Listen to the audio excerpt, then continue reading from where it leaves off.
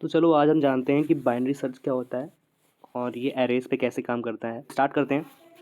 Binary search को perform करने के लिए कुछ रूल्स होते हैं, जैसे कि जो बाइनरी सर्च होती है वो सिर्फ शॉर्टेड एरेज पे ही काम करती है। शॉर्टेड एरेज का मतलब ये है कि या तो वो असेंडिंग ऑर्डर में होना चाहिए या फिर डिसेंडिंग ऑर्डर में होना चाहिए।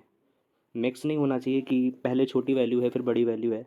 एक लाइनर स्ट्रक्चर में होना चाहिए, एक लाइनर वे में होना चाहिए, या तो असेंडिंग या तो फिर डिसेंडिंग। तो यहाँ पे हम कुछ एलिमेंट्स ले लेते हैं। यहाँ पे हमने 1 ले लिया, यहाँ पे 2 ले लिया, यहाँ पे 3 ले लिया, यहाँ पे 4, यहाँ पे 5, यहाँ पे 6। तो ये एक असेंडिंग ऑर्डर अप्रोच में हो गया। और इसकी अगर इंडेक्सिंग की बात की जाए तो यहाँ पे 0 इंडेक्स, यहाँ पे 1, यहाँ पे 2, यहाँ पे 3, यहाँ पे 4, यहाँ पे 5, इस तरीके से। अब बाइनरी सर्च में होता क्या है कि इसमें हम पहले मिड कैलकुलेट करते हैं, पूरे एरे का मिड निकालते हैं। ठीक है, यानी कि जो भी हम इसमें वैल्यू सर्च कर रहे हैं उस वैल्यू को ढूंढने के लिए सबसे पहले हम एरे का मिड निकालते हैं। एरे का मिड निकालने का फॉर्मूला होता है कि जो स्टार्ट प्लस एंड बाई 2 दोनों का, यानी कि जो स्टार्टिंग इंडेक्स होगा और जो लास्ट इंडेक्स होगा उसका हाफ। जैसे कि अगर इस एग्जांपल में बात करी जाए तो 0 और प्लस 5 और इसका हाफ, तो ये हो जाएगा 0 + 5/2। इंटीजर में इसका हाफ हो जाएगा 2। तो 0 1 2 यहाँ पे इसका हमने मिड निकाल लिया। ठीक, अब सपोज़ करते हैं कि हमको 4 इसमें फाइंड करना है। तो 4 फाइंड करने के लिए हम क्या करेंगे, ये हमको इसमें फाइंड करना है तो पहले इसका हम मिड निकाल लेंगे। मिड निकालने के लिए स्टार्ट हमारा 0 से हो रहा है और लास्ट 5 पे हो रहा है, बाई 2 कर देंगे, यानी कि वैल्यू आ जाएगी इंटीजर में 2। ठीक है, यानी कि हमारा मिड निकल के आया 2। अभी के लिए हमारा मिड क्या है, 1 सेकेंड, अभी के लिए हमारा मिड क्या है 2। ठीक है, अभी के लिए हमारा मिड 2 है। अब हम एरे में आते हैं अपने मिड पे, चेक करते हैं क्या मिड पे हमारी वैल्यू है, जो हमें 4 फाइंड करना है क्या हमारा इस मिड पे है, यहाँ पे नहीं। तो अगर मिड पे वो वैल्यू नहीं है तो अब हम यहाँ पे चेक करेंगे कि जो हमको वैल्यू फाइंड करनी है ये उससे बड़ी है या छोटी है जो हमारी मिड आया है। तो ऑब्वियसली 4 3 से बड़ा है। तो यानी अगर मिड हमारी वैल्यू से छोटा है तो उसके पीछे के जितने सारे एलिमेंट्स होंगे ये सब छोटे होंगे, यानी पीछे जाने का कोई मतलब नहीं रह गया। जो हम फाइंड करना चाहते हैं वो मिड से आगे है। तो हम करेंगे क्या, मिड को हम बना देंगे मिड +1 को स्टार्ट बना देंगे। ठीक है, कि अब इतना जो एरे था, ये वाला इतना जो एरे था, अब इसको आप छोड़ दो, उसमें आपकी वैल्यू नहीं मिलेगी। तो उसके बाद के जो एलिमेंट्स हैं उसमें स्टार्ट और एंड उसमें डिफाइन कर देंगे। तो एंड तो ये है ही, ठीक है। स्टार्ट को अब हम बना देंगे मिड +1। तो यहाँ पे हम करने क्या वाले हैं, तो अब इसमें क्या करेंगे, इस मिड को स्टार्ट को कर देंगे। अब इसमें हम स्टार्ट को कर देंगे मिड +1, यानी स्टार्ट करो मिड से एक बाद में। तो अब मिड के बाद में जब स्टार्ट हुआ तो अब हमने फिर से यही फार्मूला हमने फिर से दोहराया, फिर हमने चेक किया स्टार्ट और इंड बाई 2 किया, क्या निकला। अब मान लेते हैं कि इसके लिए इतने एरे के लिए हमारा ये हो गया 0,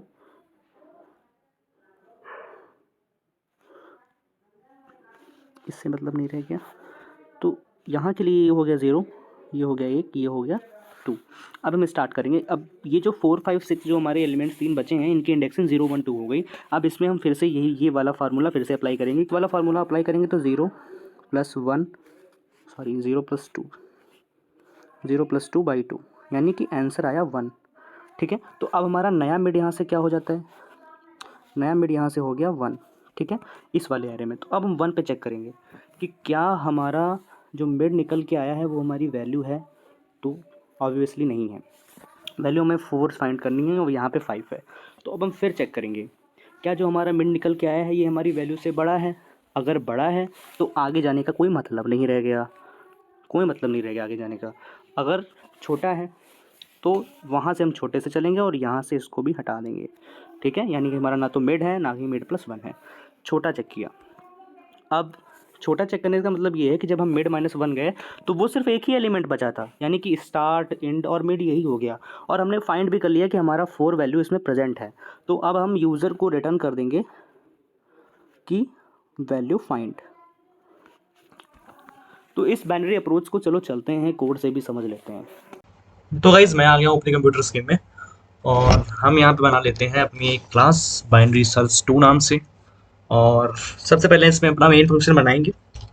तो मेन फंक्शन मैंने अपना यहाँ पे क्रिएट कर लिया, और इसके अंदर हम यूजर से इनपुट लेंगे सारे एरेज का। तो स्कैनर क्लास बना लेंगे। सो या हमने यहाँ पे अपना स्कैनर बना लिया है, और अब हम यूजर से कहेंगे 5 वैल्यूज। और यहाँ पे हम क्या करेंगे, अपना एक एरे बनाएंगे। तो एरे बनाने के लिए हम लेट से इंटीजर टाइप का एरे बना रहे हैं। तो इंटीजर नंबर्स, नंबर्स नाम का हमारा एरे है। और नंबर्स, और इंटीजर नंबर, यहाँ पे स्पेस नहीं होना चाहिए, हाँ।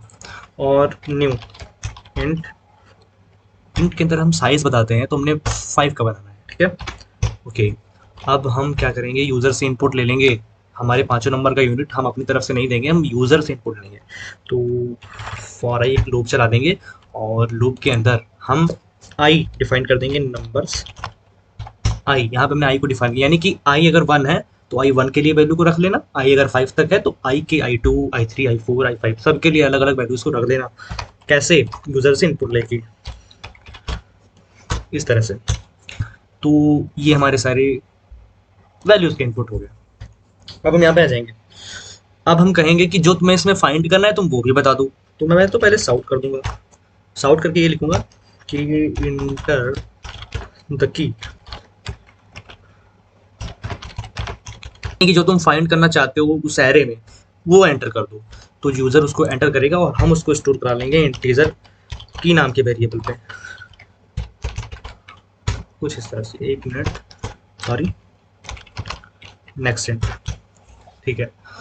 तो हमने एरे बना लिया, उसमें की को बना लिया, क्या फाइंड करना है उसे भी बना लिया। अब हम क्या करेंगे, अब हम चलो एक फंक्शन बना लेते हैं। फंक्शन बनाने का मतलब ये होता है कि थोड़ा कैजुअल लगता है और थोड़ा अच्छा भी लगता है। तो हम क्या करते हैं, यहाँ पे आ जाएंगे। एक फंक्शन बनाने के लिए, function basically user defined function है ये। तो पब्लिक स्टैटिक इंटीजर टाइप का लेंगे, और उस फंक्शन का नाम दे देंगे न्यू, न्यू 1 दे देते हैं, चलो ठीक है। और इसके अंदर पैरामीटर्स हम पास करेंगे। देखो सबसे पहले तो हमें इंटीजर नंबर चाहिए, ठीक, नंबर्स चाहिए, और फिर इंटीजर की चाहिए। बाय द वे, अगर आपको नहीं पता ये क्या होता है तो मैं आपको थोड़ा सा इनका बेसिक नॉलेज देता हूँ कि जो हमने इसमें ये पास किए गए हैं ये पैरामीटर्स होते हैं, ठीक है। अभी जब इस फंक्शन को हम अपने मेन फंक्शन से कॉल लगाएंगे ना, तभी हमको यही पास करने पड़ेंगे, ठीक है। ज़रूरी नहीं है यही नंबर, इनका नेम अलग अलग हो सकता है बट इनका काम सेम ही होता है। अभी मैं बताऊंगा कैसे, ठीक है। और ये तो अब हम आ गए हैं अपने यूज़र डिफाइंड फंक्शन में। देखो अगर हमको याद हो तो हमने वीडियो में क्या बताया था कि हम सबसे पहले अपने किसी एरे में स्टार्ट और इंड को डिफाइन करते हैं। तो चलो यार इंटीजर स्टार्ट कर लेते हैं। स्टार्ट कहाँ से होता है, देखो 0 से स्टार्ट होता है। स्टार्ट हम छोटे पर से सीखते हैं कि स्टार्ट जो होता है 1 से होता है, लेकिन जावा में अब हम बड़े हो गए हैं तो स्टार्ट हम 0 से करेंगे, ठीक है। और integer end is equals to, end is equals to मतलब है लास्ट। लास्ट एलिमेंट हम कैसे निकालेंगे, नंबर्स नाम के एरे में से जो लास्ट एलिमेंट होगा उसे नंबर्स डॉट लेंथ माइनस 1 से निकालेंगे। तो यहाँ पे हम इंड है, इंटीजर हमारा इंड है, इसमें क्या करेंगे, numbers dot length -1। Okay okay, so या अब हमने यहाँ पे स्टार्ट डिफाइन कर लिया, हमने यहाँ पे एंड डिफाइन कर लिया, ठीक है। अब देखो, अब यहाँ पे हम एक लूप चला देंगे। लूप हम तब तक चलाएंगे जब तक स्टार्ट जो होता है ना वो एंड के बराबर नहीं हो जाता, तब तक यार उसको हम चलाते रहेंगे, ठीक है। लेकिन अगर स्टार्ट एंड के बराबर रहेगा तब तो चलेगा कैसे। तो इसके लिए हम ये यहाँ पे ये करेंगे, वाइल कंडीशन लगाएंगे। स्टार्ट जब तक लेस देन रहता है ना, और जब तक इक्वल नहीं हो जाता, सॉरी, जब तक इक्वल नहीं हो जाता किसके, एंड के, तब तक तुम लूप को चलाते रहना, ठीक है। और लूप में सबसे पहले तुम्हें क्या करना है, सबसे पहले किसी भी तुम स्टार्ट और एंड को डिफाइन करोगे तो जब हमने वीडियो में देखा था कि सबसे पहले हम मिड को कैलकुलेट करते हैं। तो इंटीजर नाम का एक मिड बना लो, ठीक है। और मिड का फॉर्मूला क्या था, स्टार्ट प्लस एंड बाई 2, ये हमारा फार्मूला था, ठीक है। तो इस फार्मूले से हम मिड निकाल लेंगे, ठीक है। अब सबसे पहली कंडीशन होती है जो सबसे इसकी मेन कंडीशन होती है, ठीक है, हमें उसको याद करना है, इफ कंडीशन।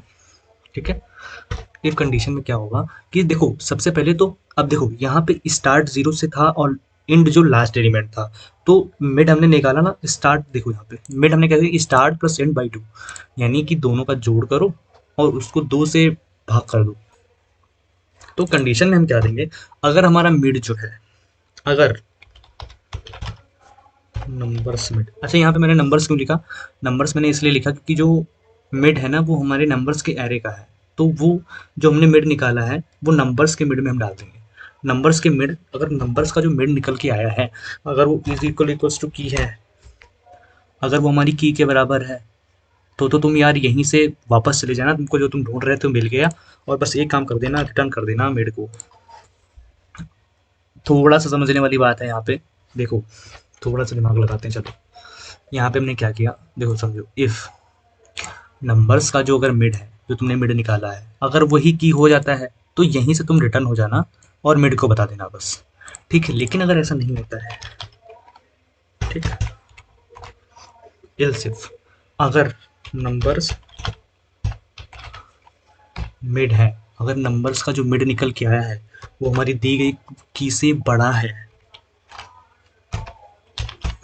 तो तुम क्या करना, तो तुम सीधी सी बात, अगर मिड बड़ा है की छोटी है तो आगे जाने का कोई मतलब नहीं रह गया, तुम पीछे आ जाना, तो एंड को कर देना मिड -1।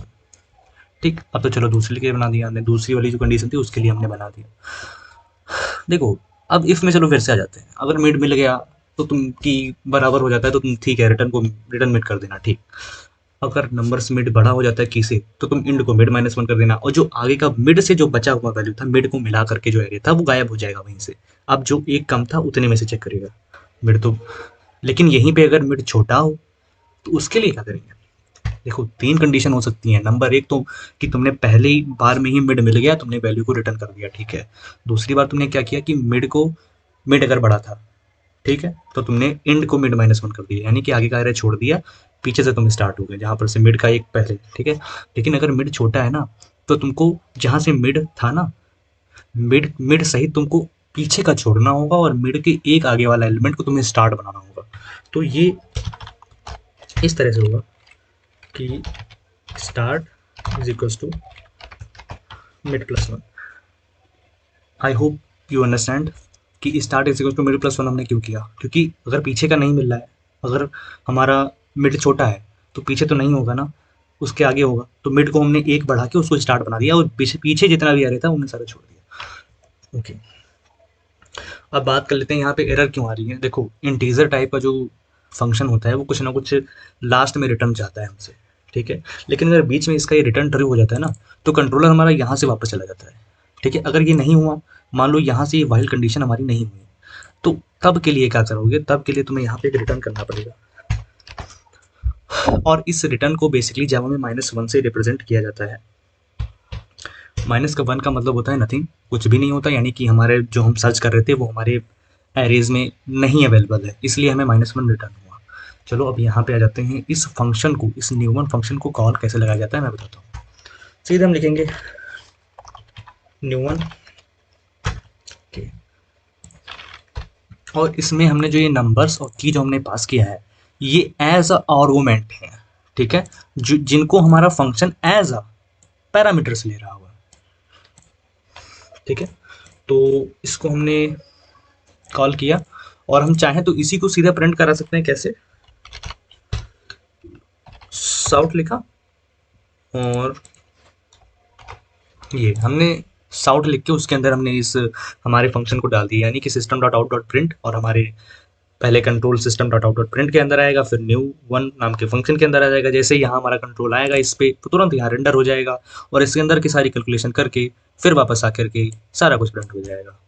तो चलो यार इसको एक बार रन करके देखते हैं और समझते हैं। सो गाइस हमारा प्रोग्राम आराम से रन हो चुका है और कह रहा है हमसे एंटर फाइल वैल्यूज। तो हमें ये चीज़ याद रखनी है कि जो हमारा बाइनरी सर्च होता है वो एक स्ट्रक्चर वे में ही काम करता है कि यानी जो सारी वैल्यूज़ होनी चाहिए वो या तो असेंडिंग ऑर्डर में या तो डिसेंडिंग ऑर्डर में होनी चाहिए। ठीक है, तो हम 10, 20, 30, 40 एंड 50 हमने दे दिया। ठीक है, फिर enter the key to find, यानी कि जो हम इसमें की ढूंढना चाहते हैं उसे बताओ। लेट्स से मैं इसमें 30 चाहता हूँ। देखो 30 के बाद इसने मिड में 2 वापस कर दिया। इस 2 का मतलब ये है कि हमारा जो 30 है वो प्रेजेंट है और वो 2 नंबर के इंडेक्स पे प्रेजेंट है। यहाँ से कैलकुलेट कर लेते हैं। ये हो गया 0, ये 1 हो गया और ये 2 हो गया। ठीक है, ये क्यों? क्योंकि हमने यहाँ पे देखो मिड को ही वापस कर दिया है, यानी मिड वो इंडेक्स है और उस इंडेक्स को ही वापस कर दिया है। एक यहाँ पे क्वेरी ये हो सकती है कि एससी के नीचे ये एरर क्यों शो हो रही है? ये एरर एरर नहीं है, ये कंपलसरी नहीं होता है। अगर चाहे तो इसको हम काट हटा सकते हैं। मैं दिखाता हूँ कैसे। यहाँ पे हमने लास्ट इनपुट लिया है, इसके बाद हमें स्कैनर नाम को जो हमने ऑब्जेक्ट बनाया है इसको क्लोज करना भी होता है। वैसे ये ऑप्शनल है, लेकिन आप चाहो तो कर सकते हो। इस ये एससी डॉट क्लोज करने के बाद हमको ये एरर यहाँ पे शो नहीं होगी। सो गाइज, ये सारा था हमारा बाइनरी सर्च का अप्रोच। मैं उम्मीद करता हूँ आपको समझ में आया होगा। मैंने अपना बेस्ट दिया है इसको समझाने के लिए। लेकिन अगर आपको नहीं समझ में आता है तो एक बार फिर से आप इस वीडियो को पूरा देखेंगे, और अगर कोई क्वेरी इसमें बचती है तो आप कमेंट सेक्शन में बता सकते हैं। मैं ज़रूर उसका रिप्लाई करने की कोशिश करूँगा। Thank you so much guys for watching this video.